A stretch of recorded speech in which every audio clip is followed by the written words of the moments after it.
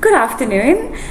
Today we are going to discuss different cultures. We are working on a project called the Purple Project, and the specific section is called the dinner party, cultural dinner party. I'm going to introduce my colleagues to you first. This is Abigail Moleka, and then we also have Caroline Masuki. Caroline is going to start with telling you about her first culture that she's researched. Okay, so welcome everybody. So I started off by researching the Hawaiian culture, which was very interesting to me especially. So the most important food in the Hawaiian culture is called the poi. So the poi is made from a thing called the taru root, which is very infamous in the Hawaiian culture for knowing to have fed Polynesians that came down. So the taru root is basically steamed veg, which then gets battered and forms a dough. So the dough resembles bread, but it is slightly blue and sweet in taste, which is awesome, I think.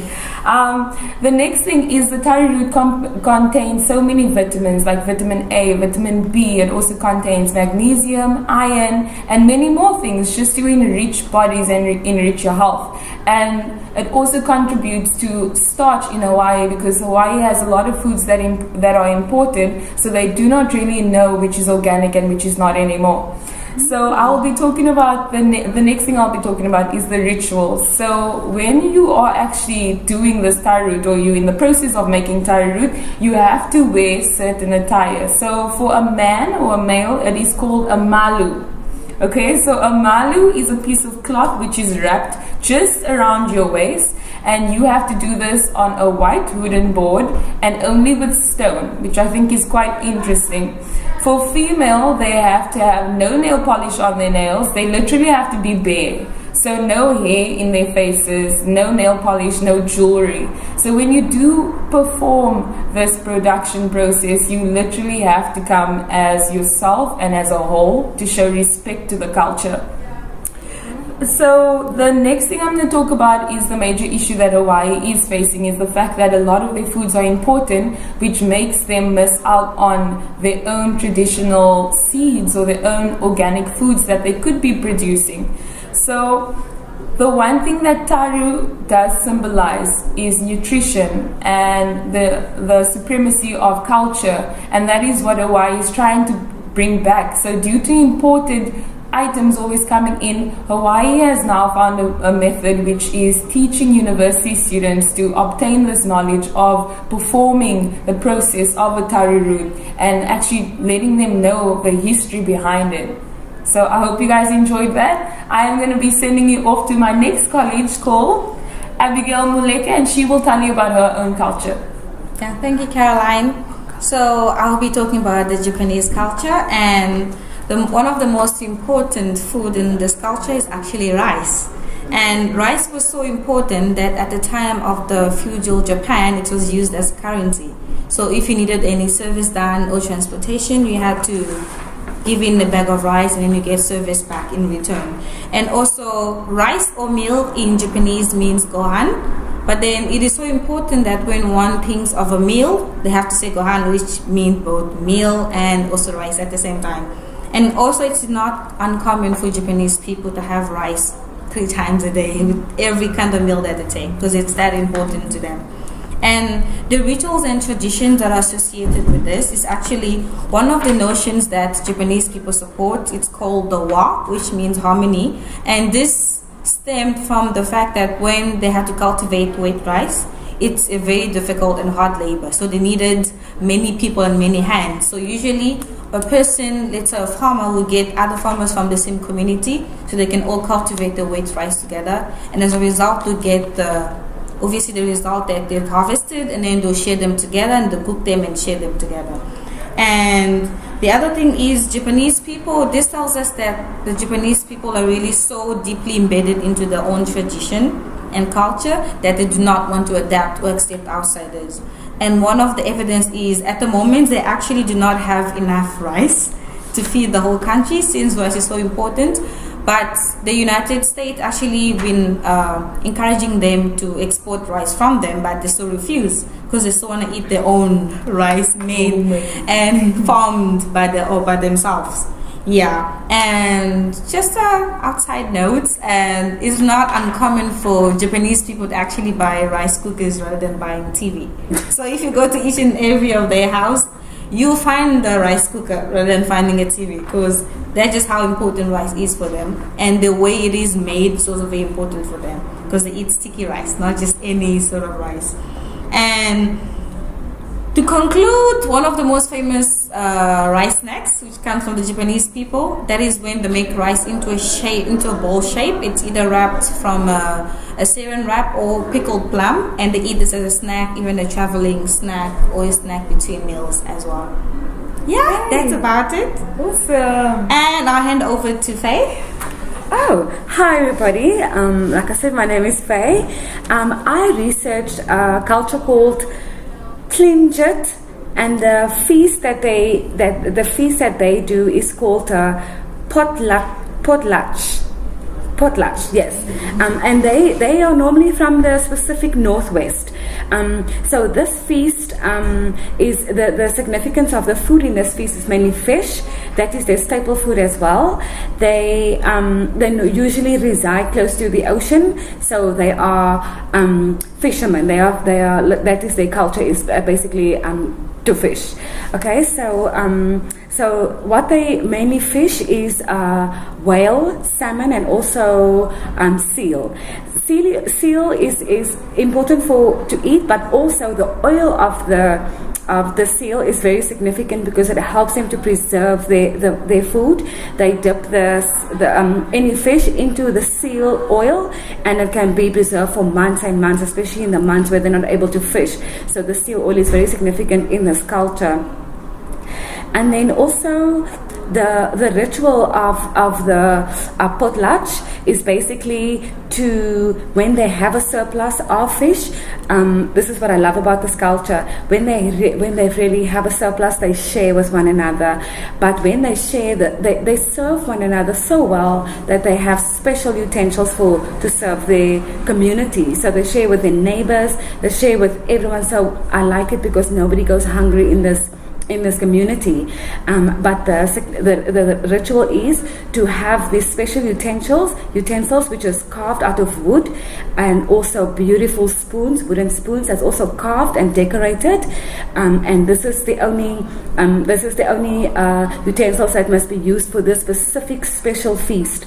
So also the significance of this ritual also is that the community's ranking, the high people that's in high status will get the best fish. They will also get the best carved utensils. So they will also, depending on the ranking in the society, they will also give the amount of food. If you are high ranked, you can also actually get a bowl that is literally as big as a small boat. You can call it a tailboat. So that is how they share amongst each other.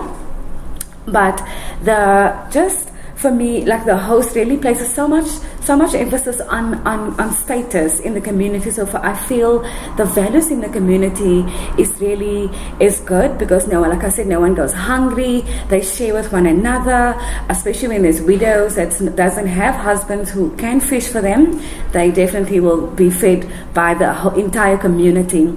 However, though, this community, they will actually make themselves bankrupt because their values is placed so high on status that they would want to share with the community to show others that they are wealthy. Their wealth is based on how much they can give. So the bad thing about that is that they can become bankrupt because also by giving a lot, you also raise status in the community, which is also, I find it's more a people status and its appearance and what does it look like, but it's not enriching each other in the home and also worried about each other behind closed doors, but it's really about showing everyone.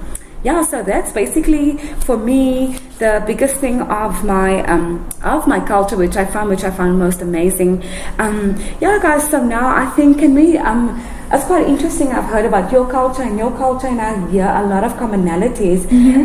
Compared to the potlatch people, what I find is, especially in Caroline's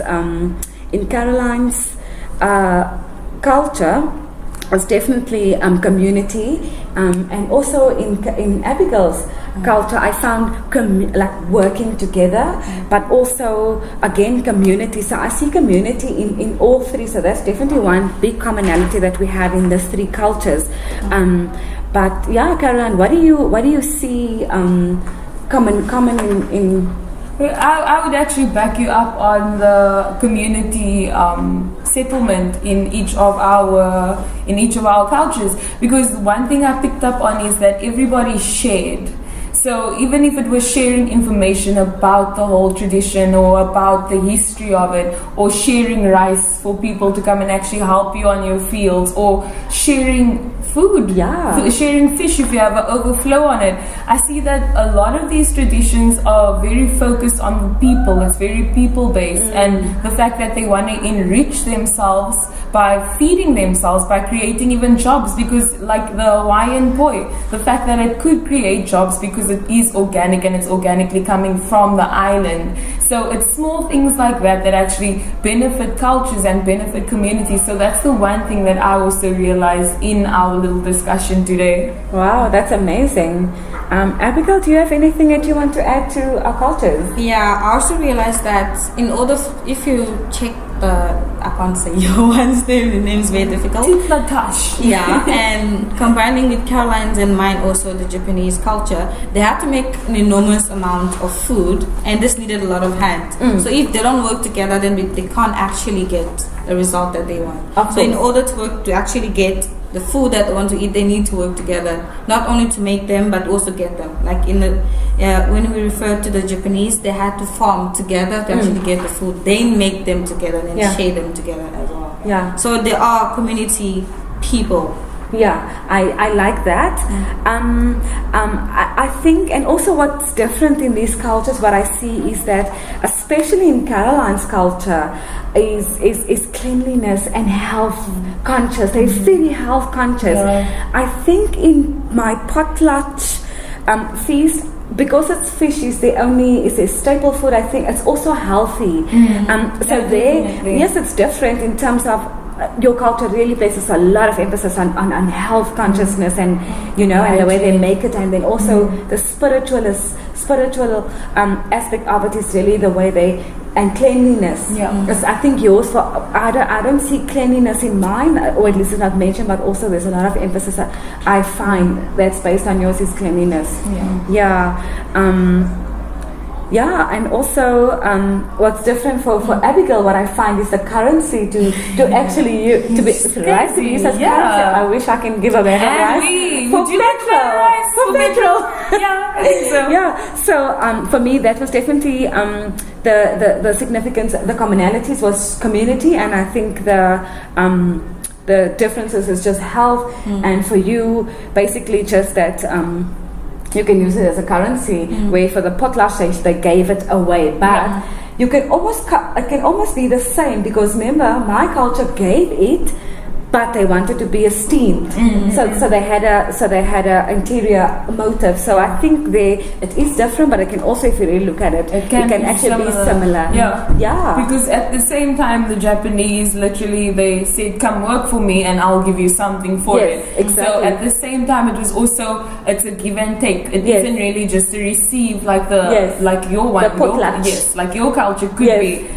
I think the rituals are different. I think there are a lot of similarities when concerning tradition and respect, but when it comes to actually performing or like producing the product that they are trying to do, they have certain ways in which they do it. And I guess in every culture you will have your differences and your similarities.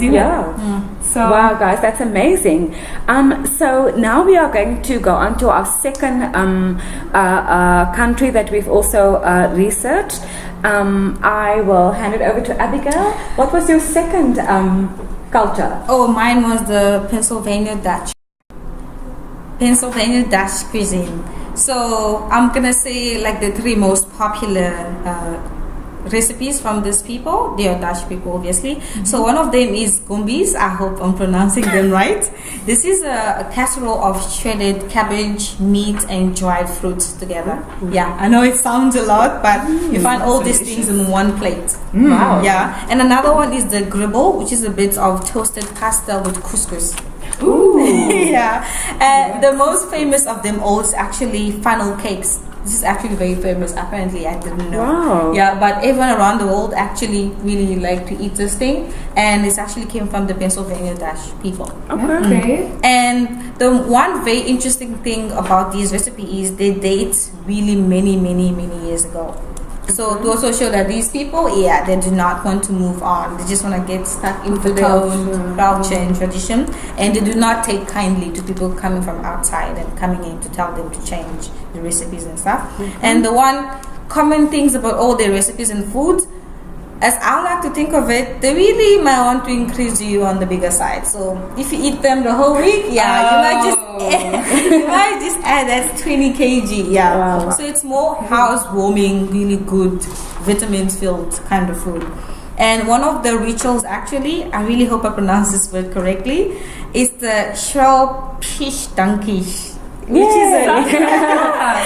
is a Dutch tradition. It's actually when people are eating one of the food, which is the gumbies. So they all eat from the same pot, and they have to eat them with their hands. So we put the pot on the table or on the floor actually, and everyone eats from the same pot with their hands. This also invites really a sense of community and belonging together, and also love. And one of the food or tradition that we can take from this, actually, what to say about the Dutch people, is that they have a very strong sense of community. And one of the example was that, as one of the articles that I read, they have a habit of cooking more than they can actually eat. Okay. And this is because I just want to have that a lot of leftovers so I can go share with my neighbor. Wow. So not because it was leftover, I intentionally cooked too much so I can go and share it with the next person. And also, they really have this deep love for food. And when other cultures transfer money and properties to the coming generation, they actually have a habit of transferring recipes and the love for food to the next generation, so that they can also love food, because this is the only way they have to relate to the community. Wow. So if we're not eating together, then what are we doing? This is the kind of mindset that they have. And this also food recipes show that they're very more of family orientated kind of people, because every ingredient that they have to use in their food, it's farmed. They themselves farmed it, so don't go outside and buy. Is what they farmed and then cook it. Oh wow! Yeah, that's why many people really get them confused with Amish people, because Amish people farm and cook their own produce, so they do the same thing, but they're not the same. If it makes sense, it's more like that. Yeah. That's amazing. That's awesome. And I really now want to try the funnel cake. I don't think I've ever had it. I feel like we must try all the foods. Sounds amazing. Okay, guys. So, are you? Is that it? Yeah, that's about it. So, can I ask you, like, what do you think is the value? I think you mentioned it, but like, what out of all of this, like, what does it tell you about them? What is their values? So, not only are they family people, they really value the earth that they live in. So if I want to eat, then I must get everything from the earth. So their food that they eat is more organic. It's not when it's farmed and then it goes through the organization. They don't do things like that. They farm their own ingredient, they farm their own things, and then as a result, they get the produce and cook them and enjoy them. And as a result, that's why I was saying whenever we eat them, then you have a habit of gaining a little bit of extra weight. Of course. Because these things are filled with vitamins and proteins. Yeah, so these food are also much what they like to call comfort food. Ooh, okay. Yeah, so they really value the earth that they say God has given them. So they really use them to get the food that they need to eat from it. Wow. Yeah, and they really like to eat in family. You never find one Dutch person, Pennsylvania Dutch, eating alone. They have to eat together as a family. Okay, so that's a ritual as well. Yes. That you have to eat together. Wow, that's amazing. Very interesting. Yeah, what I'm also getting from this culture is that they're also health conscious. If they only farm and eat what they've grown, so it really sounds like they also, so it's family and it's health conscious. Wow, that's amazing. But it doesn't sound like they're obviously weight conscious.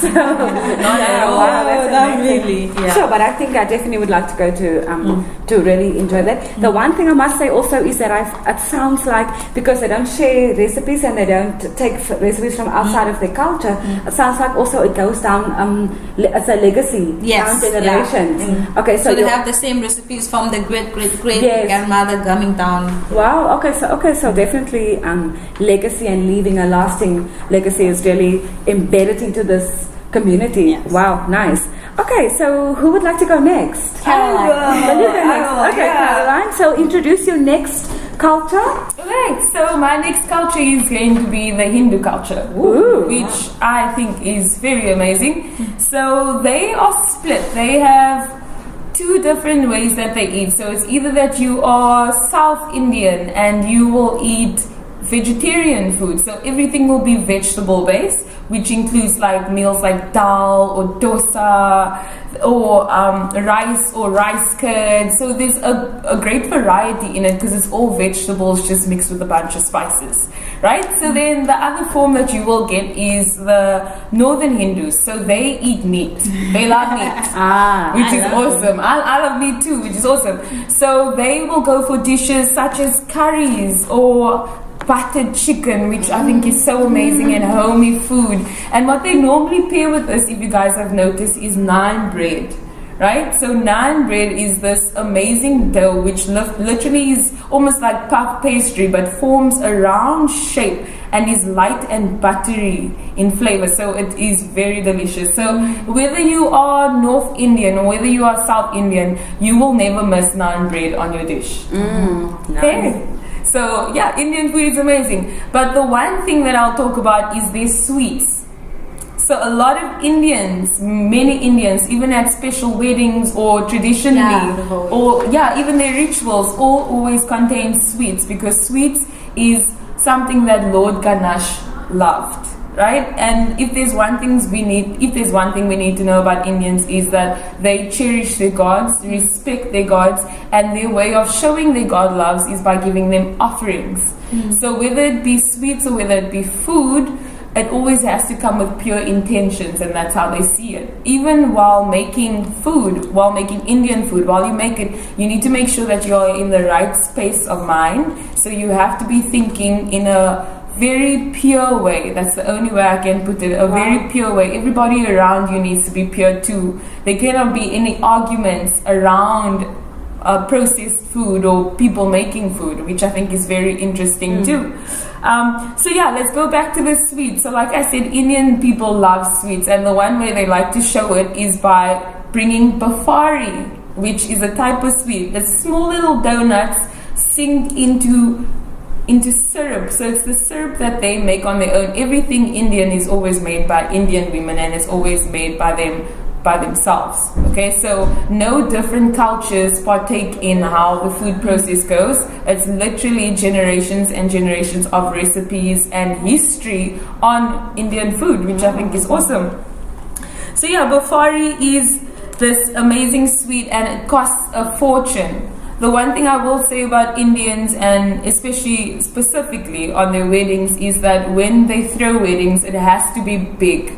It has to be very showy. A lot of people must know that you put in effort to show your God that these two people should come together and be together. Yeah. So the one thing I'll say is, concerning Hindu culture, I would say that there is a lot of respect that goes into it.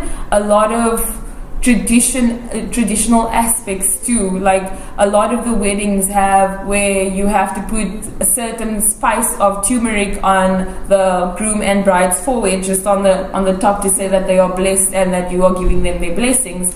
Wow. So small little things like that actually just show you that Indians or Hinduism really care about their traditional aspects and how they portray it to other people, especially the people around them. Because the more you show you love your God, is the more people will respect you in the community. And how people that are new or like tourists will come into your community and actually appreciate them once you define why all these processes needs to be taken.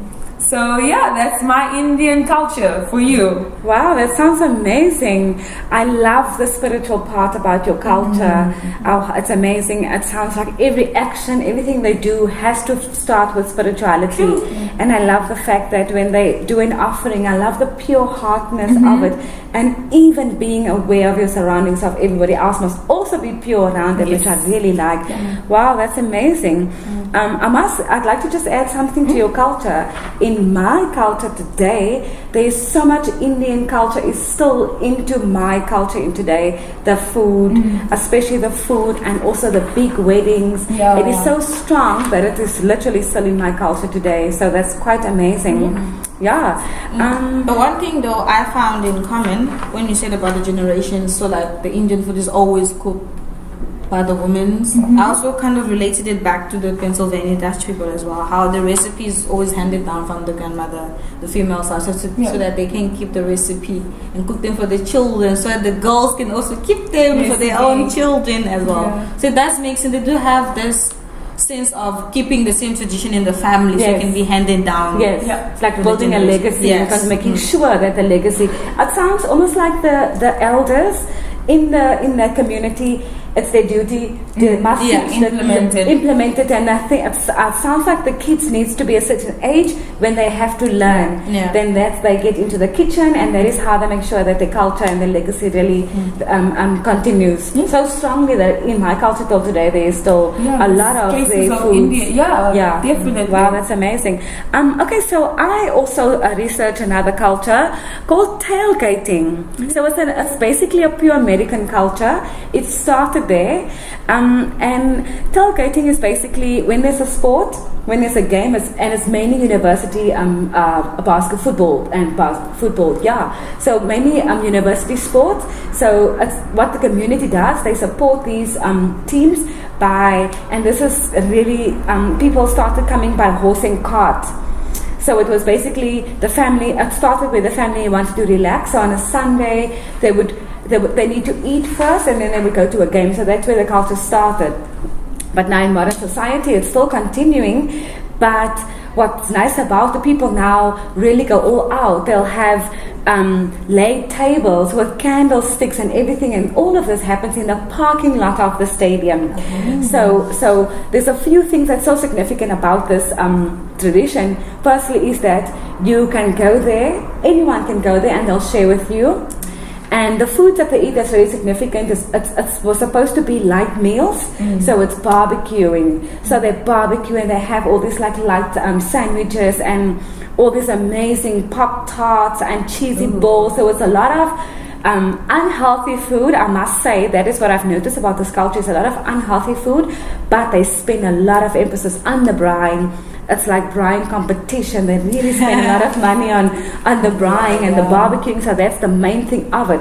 But it's such a festive situation because it's around the stadium. So other than the food, the other thing that I really like about it is they're actually supporting these teams. They're actually marketing these teams because I'm coming for my team, and so everybody's supporting their team, and they're actually really making their teams come alive, and they don't get paid for it. So they're actually literally branding their team, and it's still community. So if I'm quite wealthy and I have a big car and I'm going, my neighbor can also come along. You don't actually need food if you're one person to go. You can take a picnic basket, but you can be rest assured that you will be offered a lot of meat and alcohol and all of these things. So it is a family thing. They do watch the sport, but the main event is literally to be outside of the stadium and really share. And it's quite a festive thing because there's music and there's costumes and there's obviously branded things for the game and all of these things. So it's quite a festive thing, which I really like. So yeah, for me, I think the values is community and eating, of course, because it's also a lot of unhealthy food. But I like that they support, and the varsity sport is obviously students that hasn't really gone out into the big world. So they're actually instilling community, but they're also supporting these students that must actually still go and work, so they can actually have a career in sport, and therefore they actually keep the game alive and they keep the sport going and growing that is just amazing. So I can't wait to actually go to America and actually enjoy a tailgating event. And I'm going to go with no food. I would like to test this culture, and I'm going to go hungry as well. To enjoy this culture. So I think that's about it for tailgating. So I think to compare tailgating, even though it sounds so insignificant, in all of our second research cultures, again we find community. I can definitely, for myself, it's community. I can also say something in common is abundance of sharing, because people really go all out. It's really like a big deal. So for me, and family again, I found family, and comfort food. So with the Dutch, it's definitely comfort because it's not healthy food at all. And again, I think Indians definitely. If you're thinking about the sweets, the curries, the dal, everything, and the one thing about Indians is we know that they add in a lot of spices, so it isn't really health conscious for people that have hypertension or that cannot take a lot of spices in their food or ulcers. So there's a couple of things that are mishaps in it, but at the end of the day it is still comfort food and people do enjoy it throughout any culture, which I think is awesome. I think all of our foods, actually, a lot of people will try it out because it sounds interesting and it sounds homey, and in all of our cultures I've seen like a sense of welcoming. So like in our previous cultures that we've spoken about, there was a lot of resistance about new cultures coming in and new ideas having to influence their food. But in this last round, I saw a lot of cultures just opening up their arms and saying, I want you to learn about my tradition. So I think that's one of the things that I really enjoyed about our second round of cultures. Abigail, would you like to add something? Yes, I would like to add something regarding the tailgating. Although it does sound like a bit, something people do, but it's actually funny that even here in South Africa we do that a lot. Whenever we have a special something on a Sunday, the first thing we do is legs fry. And we had all this braaiing, and as a result we always call our neighbors. We people do. Who come and we give them free food, but on a normal day we wouldn't do that. But because it's a braai day, then we get to give free food, and I go hungry to my aunts because I know they'll be braaiing and there'll be food. Stuff like that. So even though it sounded a bit insignificant, but now it's like something that's really going around and everyone else is doing it.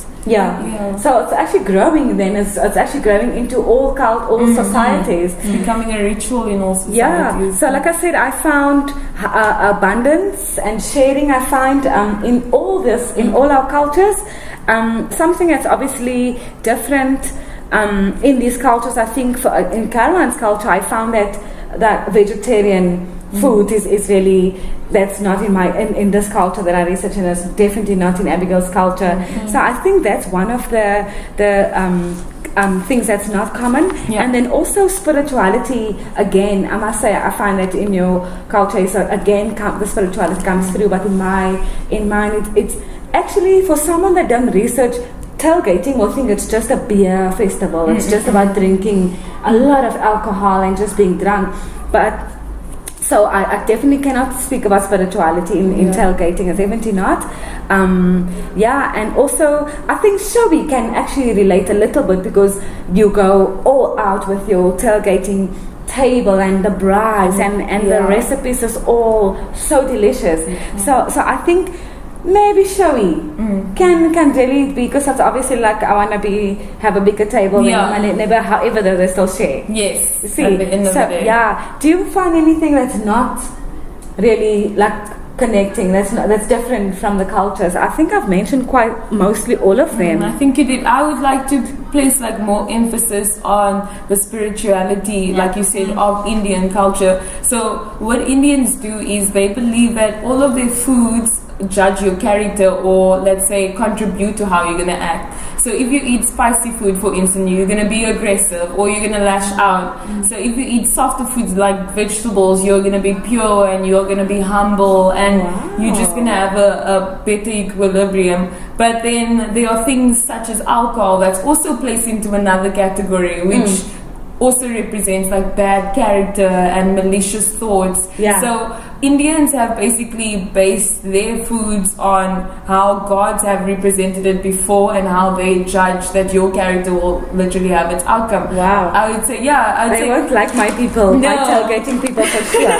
Okay, guys, so that's all from my side. I've learned a lot. And me. Yeah, Abigail? Yeah, I've also learned a lot, even though I couldn't relate the Pennsylvania Dutch to the spiritual side of the Indian, but I'll say they really hold on to their belief in the family. So even though they are spiritual, but not in the Indian sense of view, but more like we make our own food, we cook our own food type of way. Wow, nice. So that's a wrap from all of us. Yes. So from myself, Simon, I say thank you very much for your time. And from Abigail Moleka, I say thank you very much. And from Caroline Masuki, I say see you soon. Bye. Bye.